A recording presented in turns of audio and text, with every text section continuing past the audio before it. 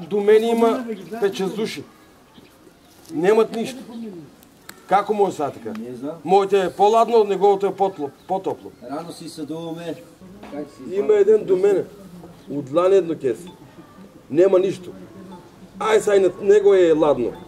Не знам. Абе седеете мири, това е на мащалка на Македония направено. На мащалка е направено. И от дек пазялка на друго место, ако не е в Македония. Лани шо направи у Френката?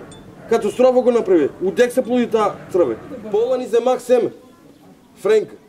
Неник на ич, 10 000 броя. Тия са пари, човек. И платиеш. И ми даде такво... Семето само може да дам. Да одам да се жалям. Уйдех да се жалям ке ме тепата. Шо миш? За това И това държава ли е тук? Ти да викаш, не те боля. Абе, не сите. Сите са комити.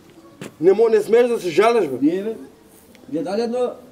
Лани, по-лани горе ще да видиш за френката е да Уструмица ке ме тепа, уйдех да се жалям. Какви френки излизели му уливат? Отнесех палетта, пам.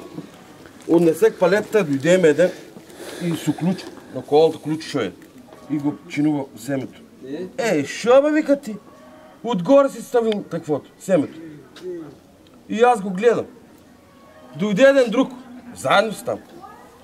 Дойде един друг. По-надоле найде един. Много си го турил доле, вика. Викам, шо говорите вие, бе? Първа година садаме ние семе. Како секоја година и 2012 таа година почнаваме да садаме зелка, рано градинарска зелка. Наместо да чекаме да връза глава, зелката ни цвета. А проблемо не знаем шо е, дали за некој семина не уредо или некои други работи имат. По 2-3 евра има секој земјоделец уложено у земјоделските култури.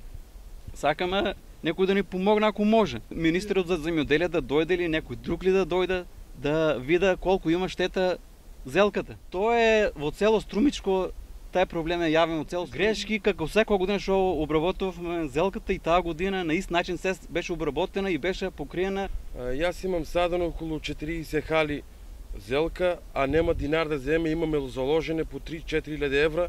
Не знаме дека шо одаме веќе. 40 хали имам шето на усите хали, немам едно корен да е здрав, да останете да го оставам за една салата да направиме дома. Зелката ова година е промашена. Промашена е од семето ли, не знам од што е причината и сакаме од главните институции да дојдат да видат и да ни кажат зошто се причините при цветењето на зелката.